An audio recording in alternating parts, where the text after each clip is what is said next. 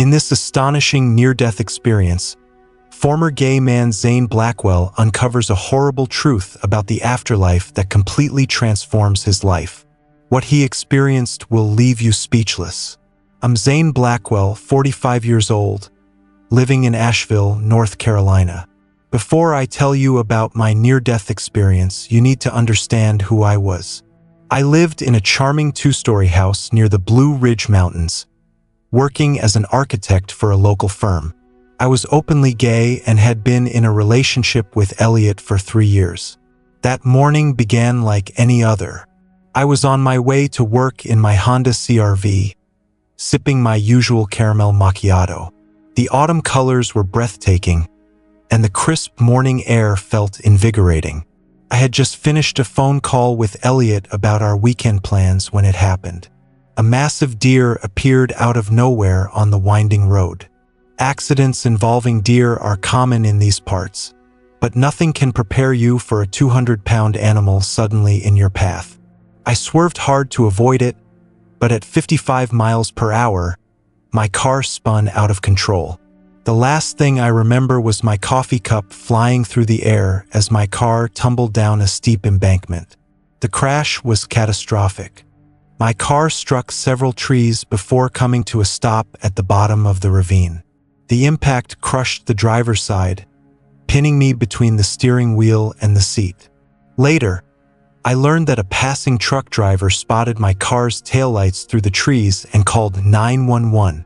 The rescue was complicated, with steep terrain making it difficult for emergency services to reach me. It took over an hour to cut me out of the wreckage. By then, I had lost a significant amount of blood from multiple injuries. For broken ribs, a punctured lung, internal bleeding, and severe head trauma. I have fragmented memories of the rescue, metal being cut, voices shouting, the whir of helicopter blades. They airlifted me to a hospital in Asheville. The doctors later told me I died twice in the helicopter, once for 3 minutes and again for 4 minutes. Elliot, who was at work, rushed to the hospital after getting the call, but by then, I was already in emergency surgery. The doctors gave me a 20% chance of survival.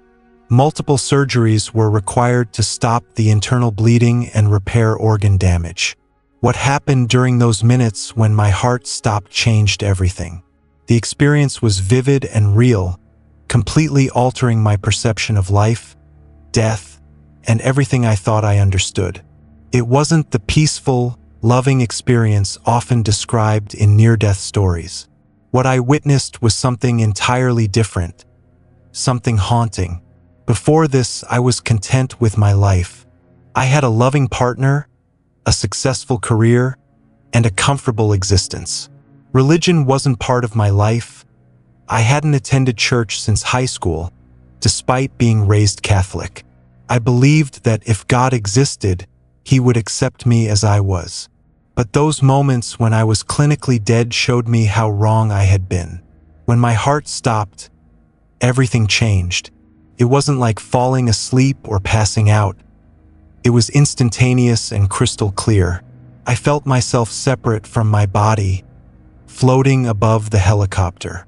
I could see the paramedics working frantically on my lifeless form below, yet I felt detached, like an observer. Then came the tunnel. Not a warm, peaceful light, but a swirling vortex pulling me in with immense force. The sensation was terrifying, like being sucked through a vacuum at unimaginable speeds. Colors I had never seen swirled around me, and a deep, resonating hum vibrated through my being. As I moved through this tunnel, my life's actions were laid bare, not just as memories but as vivid, simultaneous experiences. I felt the full weight of every lie, every hurt, and every selfish choice. The most agonizing revelations were about my relationships. I saw Elliot, but not in the loving way I had always perceived. Instead, I saw how our relationship, which I had defended as love, was causing spiritual harm to us both. Each intimate moment we shared appeared as dark stains on our souls, like ink spreading in clear water. I also revisited my childhood, remembering the confusion and fear of feeling different, and later my defiance against traditional values. From this new perspective, I saw how each step away from my early religious upbringing had distanced me from the truth. The tunnel experience felt endless, though it must have lasted only seconds. Suddenly, everything stopped. I found myself in a vast, indescribable space. It wasn't light or dark. It simply existed, and I wasn't alone. A presence approached me, not a physical form but something undeniable. This encounter and what followed reshaped my beliefs, my values, and ultimately, my entire way of life. But I immediately knew who it was: Jesus Christ himself. The recognition came with absolute certainty, like suddenly recalling something you'd always known but had forgotten. His presence was overwhelming, filled with pure love and an authority that made me want to fall to my knees. But this wasn't the gentle Jesus from the pictures I'd seen in Sunday school. This was the King of Kings, the judge of all creation. In his presence, every excuse and justification I had ever made for my life came crashing down. There was nothing I could hide, not from him, not from myself. He didn't speak through words, but his message flowed directly into my mind. I understood that his love for me was so intense it felt almost painful, yet that love didn't mean he accepted everything I had done. I saw that the lifestyle I had believed was natural and good was actually in direct opposition to his design. The message was clear: my sexual orientation itself wasn't the sin, but the choice to act on it, to embrace it, and to make it my identity. I saw how this choice had not only impacted me but had also affected those around me. Every time I encouraged someone else to embrace homosexuality, I had unknowingly led them away from salvation.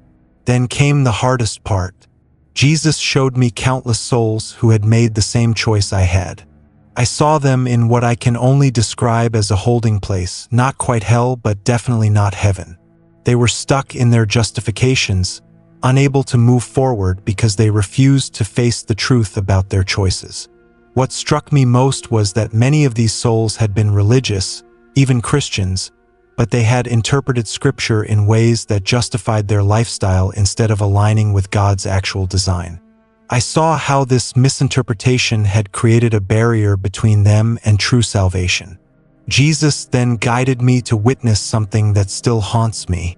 I saw glimpses of hell, not the exaggerated version with red devils and pitchforks, but something far more terrifying. It was a place of complete separation from God's love, where souls felt the full consequences of their choices. It became clear that hell wasn't a punishment created by God out of anger, but the natural result of choosing to live apart from him.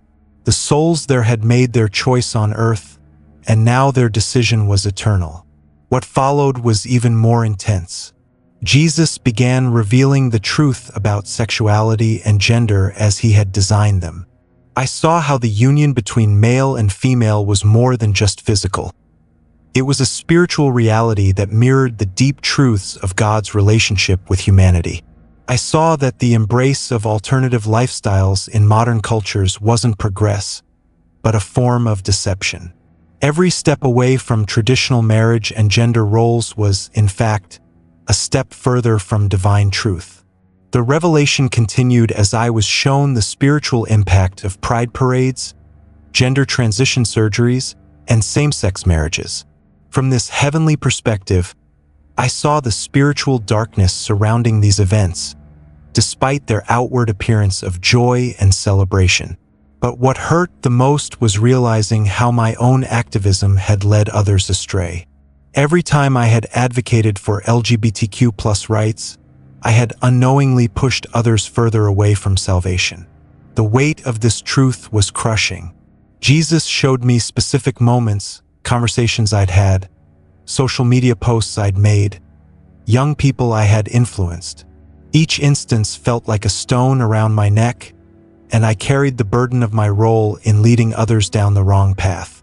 Yet, Through it all, I felt no condemnation from Jesus, only an overwhelming love and a desire for me to understand the truth. He showed me that many of my gay friends were struggling with their choices, even though they appeared happy and proud on the outside. Then, I was shown two potential futures. One where I continued my lifestyle, eventually dying without change and facing eternal consequences, and another where I embraced the truth, left my gay lifestyle behind, and helped others do the same. The contrast between these two futures was stark and undeniable. I was shown that my same-sex attractions weren't my fault. They were the result of various experiences and influences in my life. But how I chose to act on them was entirely my responsibility. Jesus revealed that he would provide the strength to resist these desires, even if they didn't completely disappear in this lifetime. The most powerful moment came when I saw people who had successfully left the gay lifestyle. Their struggles were immense, but their joy in following the truth was even greater. I saw their crowns of victory in heaven, earned through their faithful choices on earth. This part of the experience ended with a profound realization. True love isn't about affirming everyone's choices, but helping people find their way to God's truth, even when that truth is hard or unpopular. At this point, everything changed. I found myself in what could only be described as a heavenly courtroom. But instead of being put on trial, I was given a choice. I could return to earth with this new understanding or face judgment right there. The weight of this decision was enormous. I knew that if I chose to return, I would have to completely change my life. I would lose friends, face criticism, and would have to leave Elliot, whom I truly cared about. But I also knew that staying would mean facing judgment for my unrepented sins. Jesus showed me that my return would serve a greater purpose. My experience could help others trapped in the same lifestyle I had been living. He revealed how many people were secretly questioning their gay lifestyle but felt too afraid or confused to make a change. I was shown the support system that would be available to me if I decided to return. Genuine Christians who would help me transition out of my gay lifestyle, counselors who understood the spiritual aspects of sexuality, and even some unexpected allies. What moved me the most was realizing how my testimony could potentially save others. I saw specific people, some familiar and others I had yet to meet, whose eternal destinies could be changed by my willingness to speak the truth. Before making my final decision, I was given one last vision. I saw myself speaking to large crowds, sharing my testimony, and helping others find freedom from the gay lifestyle. I saw people weeping with joy as they experienced healing and restoration by accepting God's design for sexuality. But I was also shown the cost. I saw myself being labeled a bigot, a traitor to the LGBTQ+ community, and worse. I saw old friends turn away, facing social media attacks and even threats to my safety. Yet alongside these challenges, I saw the peace that comes from living in truth. The decision was clear. Despite the fear and uncertainty, I chose to return. As soon as I made the choice, a deep sense of peace and purpose filled me, even though I knew the road ahead would be difficult. Just before returning to my body, I received one final message. My mission was not to condemn, but to love, to help others find the same truth I had discovered, always with compassion and understanding, remembering that I, too, had once been blind to these truths. Waking up in the hospital felt like being reborn. The physical pain was intense, but it couldn't compare to the spiritual awakening I had experienced. Elliot was at my bedside holding my hand, but I knew that things would never be the same between us. The first few weeks were the hardest. Explaining my experience to him broke both of our hearts. He thought the head trauma had affected my mind, that I would come to my senses once I recovered. But I knew what I had seen was real. I found a supportive church and began the challenging process of transformation. Some days were more difficult than others. My same-sex attractions didn't magically vanish, but I now had the strength and understanding to resist them. My story quickly spread through social media, and, as expected, I faced strong backlash from the LGBTQ+ community. Former friends accused me of internalized homophobia, of betraying the cause. But for every person who rejected me, another reached out privately, expressing doubts about the gay lifestyle. Today, 2 years later, I run a support group for those questioning their sexual identity or seeking to leave the LGBTQ+ lifestyle. It's not about conversion therapy or forcing change, but about sharing truth with love and supporting those who choose to follow God's design. The accident that nearly killed me ultimately saved my life, and not just mine. Each week, I receive messages from people who found hope and healing through my testimony. Some have left the gay lifestyle, others are still grappling with their decisions, but all of them know they are loved by God. My near-death experience taught me that true love sometimes means speaking hard truths. The eternal consequences are too great to stay silent. Yes, I lost my old life, but I gained something far more valuable, the peace of living in truth. If the story touched your heart, please hit the like button and subscribe to our channel. Don't forget to ring the notification bell to stay updated with more incredible testimonies that could change your life. Share this video with someone who needs to hear this message today.